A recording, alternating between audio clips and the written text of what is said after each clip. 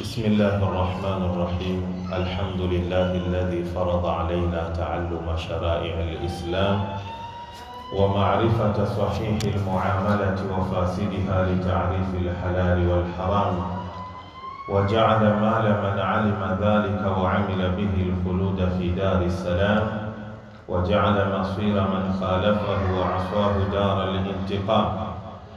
وأشهد أن لا إله إلا الله وحده لا شريك له المنان بالنعم الجسام، وأشهد أن محمدا عبده ورسوله أرسله رحمة للأنام، وعلى آله وصحبه البررة الكرام.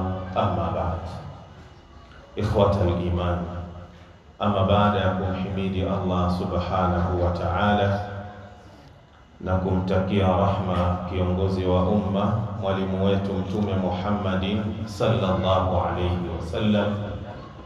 Katika darasa yetu ya ibada ya swala, tupo katika sharti la kwanza la kuswihi ibada ya swala, nalo linasema at-taharatu min al-hadathi wan-najasi, kujitaharisha ama kuwa safi kutokamana na upande wa hadathi kubwa na hadathi ndogo, lakini vile vile kuwa safi kutokamana na najisi. Tukiwa kwenye kipengele cha pili, at-taharatu minan najasi, kujitaharisha kutokamana na najisi. Jana tuliweza kuangalia al-far'ul awwal, tawi la kwanza katika upande huo wa kujitaharisha kutokamana na najisi. Leo tunakuja al-far'u thani, tawi la pili. Katika tawi la pili, maudhui ambayo tunaanza nayo leo, izalatu najasati athnaa salati, kuiondoa najisi ukiwa katika swala. Tayari upo katika swala, ukiwa katika swala ukaona ya kwamba kwenye vazi lako kuna najisi. Je, hukumu yake ni nini mtu ambaye atagundua kwenye vazi lake kuna najisi akiwa yuko ndani ya ibada ya swala?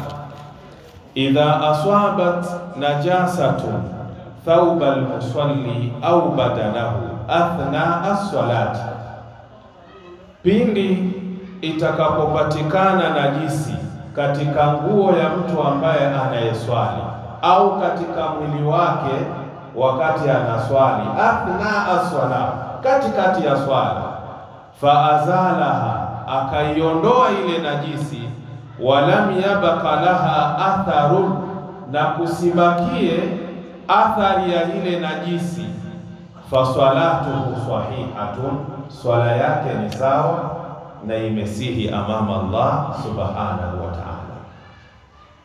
Upo ndani ya swala, nguo yako umeiona ina najisi, hautakiwi kuvunja swala kwa lengo la kwenda kuitoa ile najisi. Ukiwa ndani ya ibada ya swala, sheria inakuruhusu uitoe ile najisi ukiwa ndani ya swala, na swala yako ipo sahihi wala haina matatizo yoyote. Ad-dalilu min al-ijma'i, tuangalie dalili katika makubaliano ya maulama. Qala an-Nawawi rahimahullah, amesema Imamu an-Nawawi, Mwenyezi Mungu amrahamu, idha aswaba thawbahu au badanahu najasatun yabisatun, pindi inapoingiwa nguo ya yule ambaye mwenye kuswali au katika mwili wake najisi ambayo kwamba iliyokauka, fanafadhaha, akaikwangura ile najisi, akajaribu kuikwangura ile najisi, walam yabqa shay'un minha, na kusibakie kitu kutokamana na hiyo najisi, wasalla, na akaamua kuswali, swahat salatuhu bil ijma'i, swala yake imekubalika kwa makubaliano ya maulama. Tumeelewana vyema. Lakini Imamu Nawawi amenukuu makubaliano ya maulama ya kwamba Muislamu yoyote yupo kwenye ibada ya swala, akitahamaki anakuta najisi ipo kwenye nguo yake au mwili wake, lakini najisi ile imekauka, akaamua kuikwangura namna hii, kuitoa ile najisi, basi inapokuwa ile najisi imetoka moja kwa moja, swala yake inakubalika kisheria kwa makubaliano ya maulama. Nenda kwenye kitabu Al-Majmuu lin-Nawawi, kitabu nambari 3, kurasa ni wa 164. Al-far'u thalithu, tunaangalia tawi la 3 katika kuiondoa najisi. As-salatu bin najasati nasiyan au jahilan, tunamwangalia mtu mwingine ambaye anaswali lakini katika kuswali kwake yupo na najisi, ima katika mwili wake au nguo yake, hali ya kuwa amesahau au hali ya kuwa hajui ya kwamba katika mwili au nguo yake yupo na najisi. As-salatu bin najasati nasiyan au jahila, swala ya mtu mwenye najisi akiwa amesahau au kwa kutokujua. Man salla wa alayhi najasatun nasiyan au jahila, yoyote ambaye ataswali hali ya kuwa yupo na najisi, hali ya kuwa amesahau au hakufahamu ya kwamba yupo na najisi, fa salatuhu sahihatun, swala yake ipo sawa, wala i'adata alayhi, wala hafai kuirudia hiyo swala. Tufahamiana ikhwata al-iman. Mathalan, umekuja hapa msikitini, sawa Sheikh, kuja kwako msikitini hapa, nguo yako au mwili wako ulikuwa na najisi.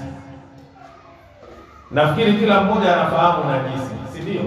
Najisi ni ile ambayo inahitaji kusafishwa katika nguo au katika mwili ili mtu awe safi, sio hadath. Tuelewane Kiswahili, kuna hadath. Hadathi hii kuna hadathi ndogo na hadathi kubwa. Hadathi kubwa ni ile ambayo Muislamu inamlazimu yeye kufanya nini?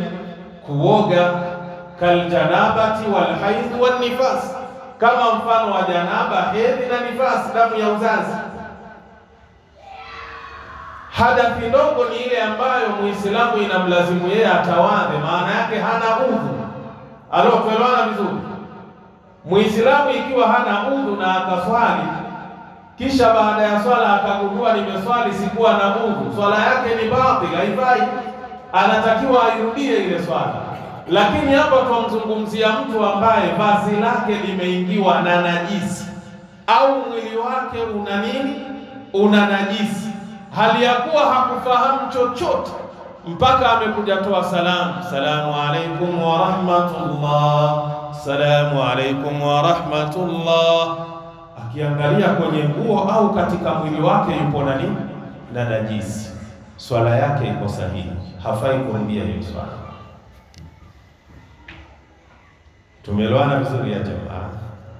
Ndio hapa anasema man salla wa alayhi najasatun nasiyan au jahilan, yoyote ambaye ataswali hali ya kuwa yupo na najisi au, tuelewana vizuri, amesahau au kutokuelewa kwamba mimi nilikuwa na najisi, fa salatuhu sahiha, swala yake ni sahihi, wala i'adata alayhi, wala hafai kuirudia hiyo swala. Si maneno yangu mimi ya jamaa. Wa huwa riwayatun anil imami Ahmad, hiyo ni riwaya ya upande wa Imam Ahmad. Wa qawlu Shafi'i fil qadimi, na kauli ya Imam Shafi'i ya kitambo. Maulama wanakuambia ukisikia kaulu Imam Shafi'i lil qadimi, ni kauli ambayo aliweza kuitoa kabla hajafika Misri au aliweza kuitoa akiwa Baghdad, Iraq. Ndio kaulu al-qadimi, kauli ya kitambo. Tumeelewana vyema hapo lakini. Kwa hiyo pia ni kauli ya Imam Shafi'i fil qadim, wa huwa ikhtiyaru Ibn al-Mundhir, pia ndio kauli ambayo ameichagua Ibn al-Mundhir wa Nawawi na Imam an-Nawawi wa Ibn Taymiyyah wa Ibn al-Qayyim wa Ibn Baz wa Ibn Uthaymeen. Hao wote wamekubaliana juu ya kauli hiyo. Ukiswali kwenye vazi lako ikawa kuna najisi, hali ya kuwa umesahau kama kuna najisi, au alikuwa haufahamu kama nguo yako au mwili wako una najisi, ukamaliza ibada yako ya swala, swala yako ni sahihi, wala hufai kuirudia hiyo swala. Nenda kwenye kitabu Al-Insafu lil-Mardawi, kitabu nambari 1, ukurasa 341. Nenda kwenye Al-Majmu'u lin-Nawawi, kitabu nambari 3, ukurasa ni wa 132. Nenda kwenye kitabu Al-Awsatu li-Ibn al-Mundhir, kitabu nambari 2, ukurasa 289. Na wapeni majina ya vitabu. Ulimwengu wa sasa ni ulimwengu wa dalili. Unaweza kuulizwa, shekhe, watoa kauli yako umeitoa wapi? Usituletee mambo ya ajabu ajabu. Ndio maana najaribu kutoa majina ya vitabu na ni kitabu nambari ngapi, ukurasa wa kitabu. Lengo ni kurahisishie wewe kama ni mwanafunzi, kama ni msomi, urudi katika hivyo vitabu ukahakikishe haya ninayoyazungumza ni kweli. Pia nenda kwenye kitabu Bada'i'u al-Fawaid li-Ibn al-Qayyim, kitabu nambari 3, ukurasa ni wa 258. Nenda kwenye kitabu Fatawa Ibn Baz, kitabu nambari 6, ukurasa 396. Nenda kwenye kitabu Asharhul Mumti' li-Ibn Uthaymeen, kitabu nambari 2, ukurasa 179. Al-adilla, tuangalie dalili. Awalan min al-kitab, dalili ya kwanza ni katika Qur'an. Qauluhu jalla wa ala, neno lake Mwenyezi Mungu lilotukuka. Allah anasema nini? Rabbana, ewe Mola wetu mlezi, la tuakhidhna, usituhukumu sisi viumbe vyako, innasina, katika yale tuliyoyasahau, au akhtana, au tumeyakosea kwa kutokujua. Tumeelewana vizuri ya jamaa? Hii ni Suratul Baqara aya ya 286. Wajhu dalalati, tuangalie mwongozo wa dalili. Anna almuakhadhata, hakika lile jambo ambalo mtu anahukumiwa nalo, inama takunu, hakika si vinginevyo, jambo hilo atahukumiwa nalo, ala ma ta'ammadahu al-insanu, kwa lile ambalo alilokusudia mwanadamu kulifanya. Kama wewe uliingia na ile nguo ina najisi, hali ya kuwa wajua kabisa ina najisi na ukaswali, utahukumiwa kulingana na kwamba umekusudia wewe. Wajua wazi mimi nimeingia na hii nguo ina najisi, mwili wangu una najisi, na ukaamua kuswali katika hali hiyo, hukumu itasimama juu yako. Tumeelewana vizuri? Bikhilafi ma waqa'a fihi khata'an au nisyanan, hii ni kinyume na yule mtu ambaye aliyelifanya hilo jambo hajakusudia, alikosea, alikuwa hajui au alisahau. Kama mtu alikosea, kama mtu alisahau, basi moja kwa moja hachukuliwi juu ya jambo hilo. Thaniyan min as-sunnati, tuangalie dalili ya pili katika mafundisho ya Mtume sallallahu alayhi wasallam.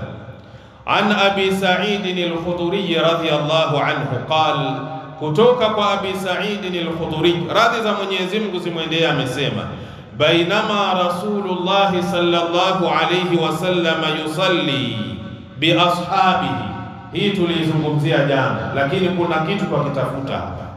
Pindi Mtume sallallahu alayhi wasallam alipokuwa anawasalisha masahaba zake, idh khala'ana alayhi, aliamua kuvivua viatu vyake, fawada'aha, akaviweka viatu hivyo, ayasarihi, upande wake wa kushoto. Mbona vile viatu Mtume hakuviweka upande wa kulia, aliviweka upande wa kushoto? kama lau mtachunguza kitu chochote kibaya huwa kinatumika na mkono wa nini? Wa kushoto. Ni kweli si kweli? Watu wa motoni ni watu wa mkono wa kushoto. Tuelewana vizuri? Ukiingia msikitini waingia na mguu wa, ukitoka je, ukiingia chooni waingia na kushoto. Ni kuzuri kule chooni kule. Ndio maana kabla hujaingia wasema Allahumma inni a'udhu bika minal khubuthi wal khabaithi. Mwenyezi Mungu najilinda kwako hapa chooni hapa kutokamana na majini wabaya wa kiume na majini wa kike. Ndio maana Mtume kile kiatu kilipokuwa ni kichafu au viatu vilipokuwa ni vichafu akaamua kuviweka mkono wa kushoto. Fawadaaha an yasari, akaviweka upande wa kushoto. Falamma raa alqaumu dhalika, pindi walipoona wale masahaba jambo hilo la Mtume kuvua viatu akaviweka upande wa kushoto, alqauni ahlahum, na wao waliamua kuvivua viatu vyao wakaviweka upande wa kushoto. Falamma qada Rasulullah sallallahu alayhi wasallam salatahu, pindi Mtume alipomaliza swala yake, qala, alisema kuambia masahaba zake, ma hamalakum ala ilqaikum ni'alikum, kitu gani kimewapelekea mpaka mkaamua na nyinyi kuvua viatu vyenu? Qalu, wakasema masahaba, raainaka, tumekuona wewe Mtume, alqaitana alaika, umevivua viatu vyako, fa alqaina ni'alana, na sisi tukaamua kuvivua viatu vyetu. Faqala Rasulullah sallallahu alayhi wasallam, akasema Mtume Muhammad, rehma na amani zimshukie yeye, inna Jibrila, anawapa habari masahaba kwa nini nimevivua viatu vyangu. Inna Jibrila, hakika ya Jibril, atani, alinijia mimi mtume wenu, fa akhbarani, akanipa habari, anna fihima qadhara, hakika hivyo viatu vyako ulivyovivaa vina uchafu, vina najisi. Ndio maana Mtume akaamua kufanya nini? Kuvivua. Hapa inamaanisha ya kwamba wale masahaba ridwanullahi alaihim hawakumuona Jibril wakati anamueleza Mtume viatu vyako vivue vina nini? Vina najisi.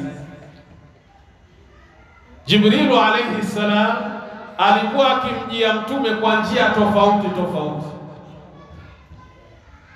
kwa njia tofauti tofauti.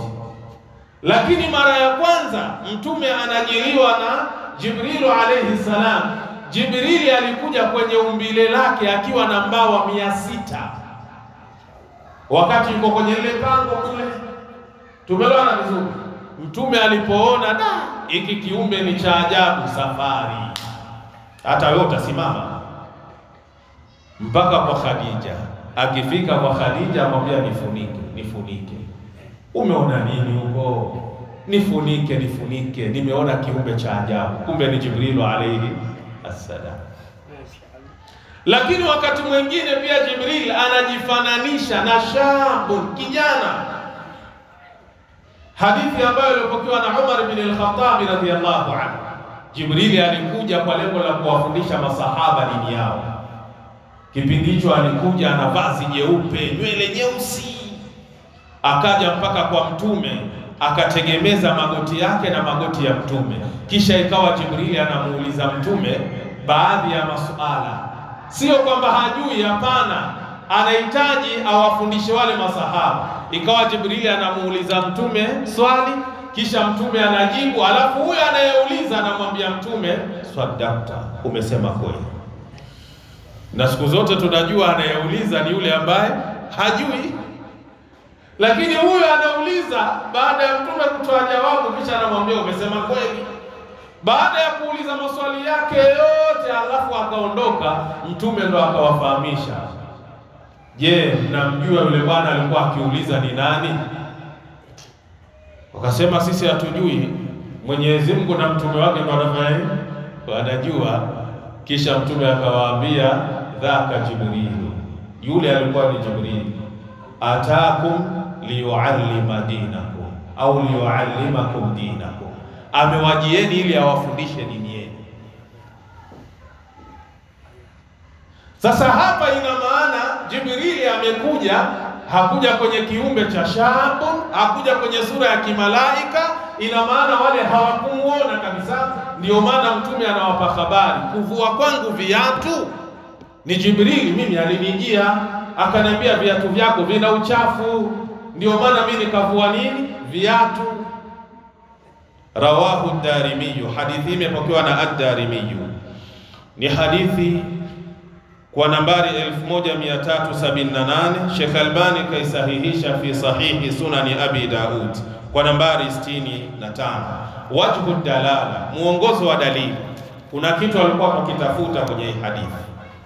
Muongozo wa dalili unasema hivi: lau kana thawbun najisul majhulu, lau kama ingekuwa ile nguo yenye najisi kwa mtu kutokujua kama hii nguo ina najisi, najasatuhu tabtulu bihi salata, najasatuhu tabtulu bihi salatu, ile najisi yake inakwenda kuharibu swala, la aadaha min awwaliha, Mtume hii swala ingerudia tangu mwanzo.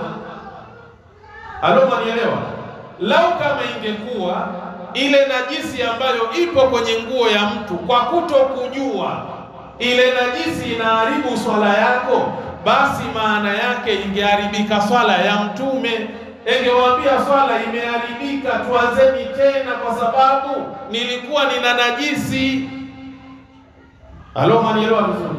Lakini kitendo cha Mtume kuvivua vile viatu na kuviweka pembeni na kuendelea na ile swala, maana yake ile najisi haijaribu ile swala. Shekhe, mwanielewa? Na hapa ndio mfano wa yule mtu ambaye yuko kwenye swala akagundua yuko na najisi, kisha akaamua kuikwangura akaitoa. Anaendelea na swala ama anavuta swala? Si anaendelea na swala. Mfano wake Mtume alifanya nini? Alivua viatu vyenye najisi akaviweka pembeni katikati ya swala. Hakuvunja swala, aliendelea na swala. Mmenielewa vizuri? Lakini mwanifahamu vyema. Lakini tujalie Mtume alikuwa ashaswali rakaa mbili, tuelewane Kiswahili. Lakini rakaa mbili za awali alizoziswali alikuwa katika miguu yake amevaa viatu vina nini? Najisi. Swali liko hapa, je, zile rakaa mbili baada ya kujua viatu vyake vina najisi ziliharibika? Hazikuharibika. Mtume aliendelea na nini? Na ile swala.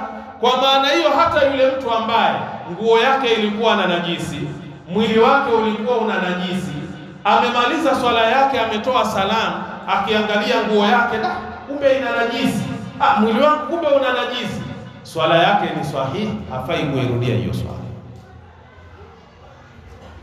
Mpaka hapo mmenielewa ya jamaa? Si tunapenda kubeba watoto majumbani hivi? Unafahamu ya kwamba mtoto ambaye anakula chakula vizuri, sawa shehe, akikukojolea tayari moja kwa moja nguo yako imenajisika. Unalijua hilo? Tuelewana vizuri? Yughsalu min bauli aljariyati wa yurashu min bauli alghulam. Hapa ni yule mtoto wa kiume ambaye hajaanza kula. Mtoto ambaye wa kiume hajaanza kula ananyonya tu, akiwa amekukojolea unanyunyuzia maji sehemu aliyokukojolea. Huitoi nguo kwenda kuifua, unainyunyuzia maji. Lakini mtoto wa kike, wayughsalu min bauli aljariya, mtoto wa kike ile nguo lazima ukaioshe wewe. Hii inamaanisha mikojo ya mtoto wa kike ni najisi nzito kuliko ya yule mtoto wa kiume. Wote wananyonya, hawali chakula, sawa? Lakini mtoto wa kiume utanyunyuzia maji, mtoto wa kike utaiosha. Utaiosha kabisa mtoto wa kike, najisi yake nzito. Wewe jalia tu kwa mfano, weka vyoo aina mbili hivi vya watoto wa kike, vya watoto wa kiume, alafu vikae wiki moja havijaoshwa. Ni choo gani ambacho kitatoa uvundo mbaya? Ni cha watoto wa kike. Na usiniulize kwa nini, ni Allah ndivyo alivyowaumba.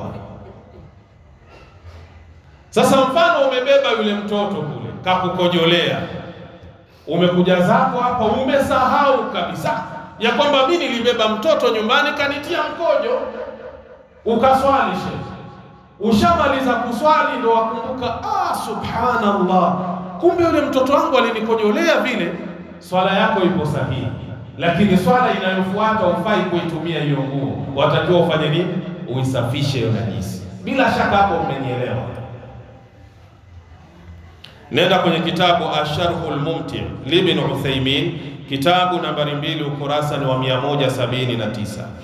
Wa an Abi Hurairah radhiyallahu anhu, na kutoka kwa Abi Hurairah, radhi za Mwenyezi Mungu zimwende yeye, qala an-nabiy sallallahu alayhi wasallam, amesema Mtume Muhammad, rehma na amani zimshukie yeye, man nasiya wa huwa saim. Ushahidi mwingine huu, japokuwa tumeingia kwenye ibada ya kufunga, kuna kitu tukihitaji. Man nasiya wa huwa saim, mwenye kusahau na ili hali amefunga, fa akala au shariba, akala au akanywa, falyutimma sawmahu, aikamilishe saumu yake. Shikeni hapo, mwenye kula au kunywa na wakati huo ikiwa amefunga, lakini amefanya nini? Amesahau wakati anakula anakunywa, hajui kama yeye amefanya nini? Amefunga. Sheria inamwambia falyutimma sawmahu, aikamilishe saumu yake. Kuna kitu tutafuta, shika hapo. Rawahu al-Bukhari, hadithi imepokewa na Imamu al-Bukhari kwa nambari 1933, Muslim kwa nambari 1155. Wajhu dalala, jawabu liko hapa, muongozo wa dalili. Al-aklu wa shurbu, jambo la kula na kunywa, fi siyami, katika ibada hii ya kufunga, fi'lun mahdhurun, ni kitendo kimepigwa marufuku. Si ni kweli? Wewe sasa hivi umefunga, sio? Wafaa kula na kunywa. Ukiwa kwenye funga wafaa kula na kunywa? Ufai, kwa sababu ni kitendo kilichopigwa marufuku mpaka wakati wake ufanye nini? Ufike wa kula na kunywa.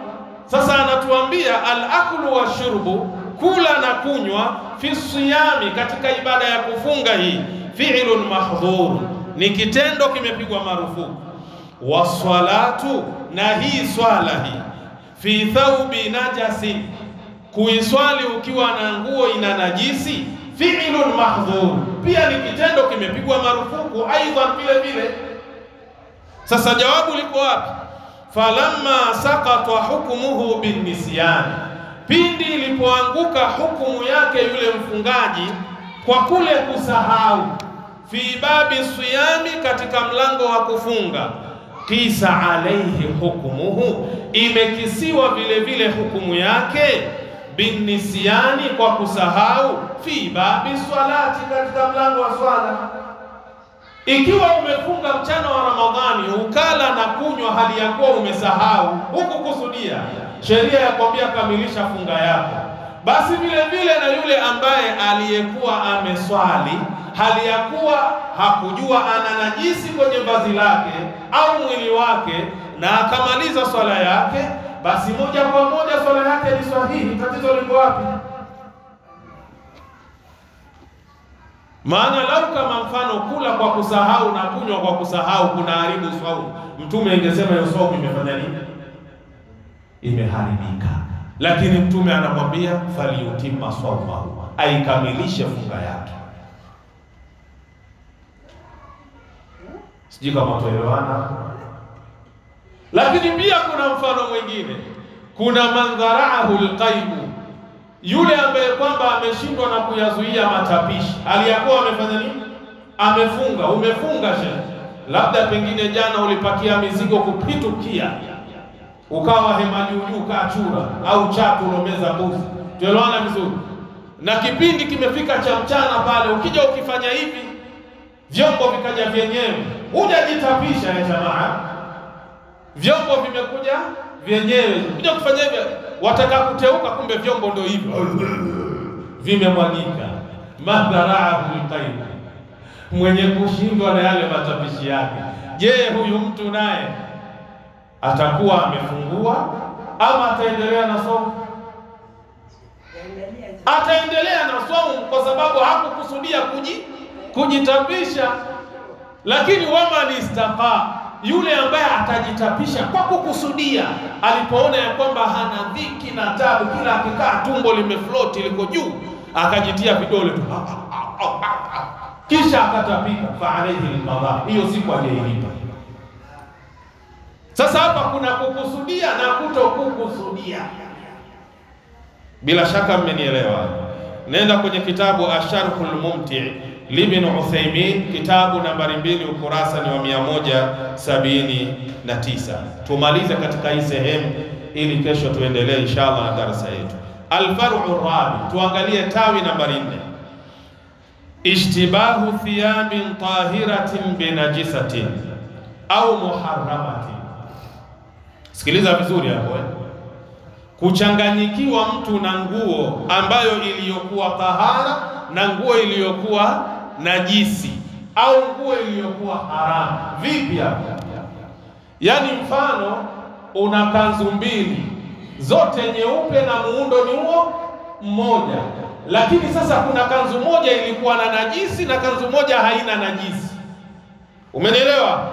Lakini zote za fanana, huwezi kutofautisha ni ipi ilikuwa na najisi na ni ipi ambayo ilikuwa haina najisi.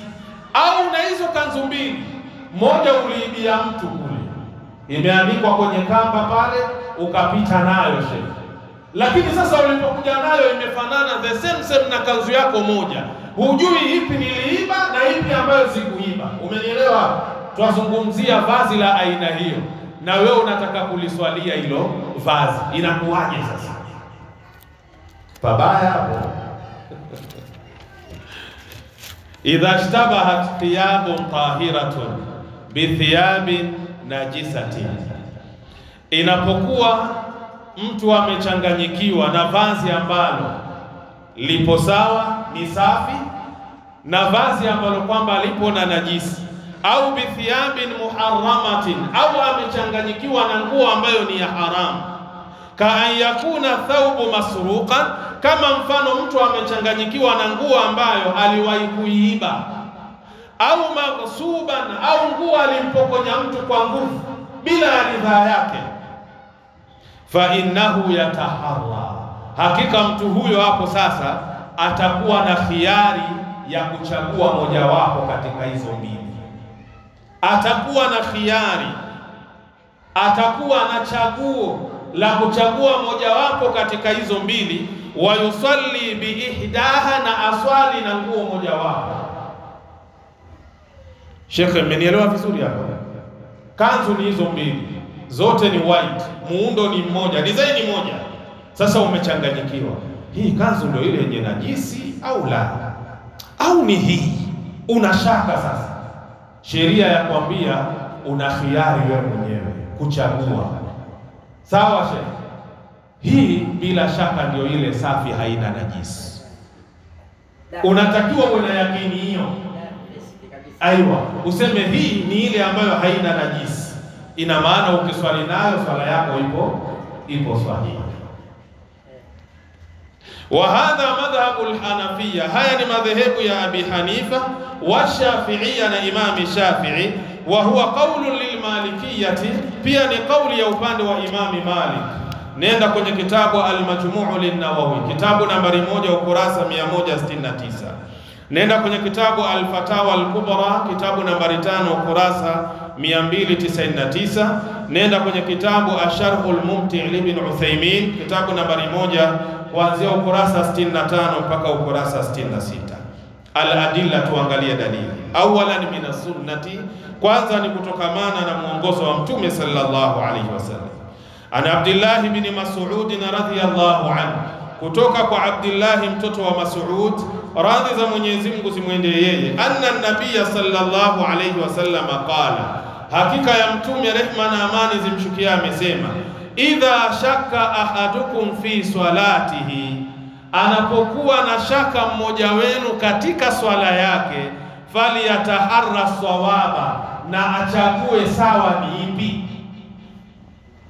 Ikiwa una shaka kwenye swala yako, chagua sahihi ni ipi. Naweza kutoa mfano.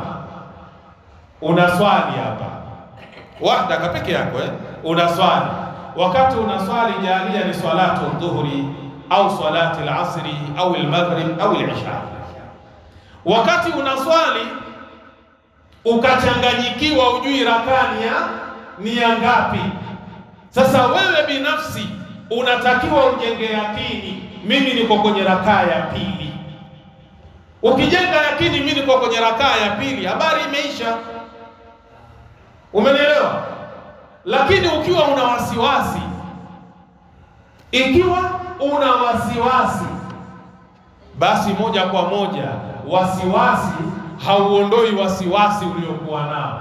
Yakini ndiyo inaondoa wasiwasi uliokuwa nao. Kwa hiyo pale moja kwa moja utafanya nini? Utakisia ya kwamba hapana bwana, hii ni rakaa ya pili, nina imani ni ya pili, habari imeisha. Halo, tumeelewana Kiswahili ya jamaa? Kwa hiyo Mtume anasema idha shaka ahadukum fi salati, anapokuwa na shaka mmoja wenu kwenye swala yake, faliyataharra sawaba, achague cha sawa ni kipi akifanya. Rawahu al-Bukhari, hadithi imepokewa na Imamu al-Bukhari kwa nambari 401, wa Muslim kaipokea kwa nambari 572. Wajhu dalala, tumalizie hapa muongozo wa dalili. Annahu dalilun sarihun, hii ni dalili ambayo iliyoweka wazi ala thubuti at-tahari fil mushtabihat, juu ya kuthibitisha na kuwa na khiari ya kuchagua katika vile vitu ulivyochanganyikiwa navyo. Hii ni dalili tayari ya kuonyesha ya kwamba uthibitishe na una chaguo la kuchagua ya kwamba sawa ni hiki sio sawa. Hiyo ndio sahihi. Nenda kwenye kitabu Asharhul Mumti Ibn Uthaymeen, kitabu nambari 1, ukurasa ni kuanzia 61 mpaka 62. Wapenzi katika imani, ningependa tusimamie hapa insha Allahu taala. Kesho Mwenyezi Mungu akitujalia uhai na nguvu, tutakuja kuangalia as-salatu fi thiyabi ahli al-kitabi, kuswalia nguo ambazo kwamba zimeshonwa na wasiokuwa Waislamu, yani maana yake ni Mayahudi na Manaswara. Je, kuswalia nguo hizo ni sawa au sio sawa?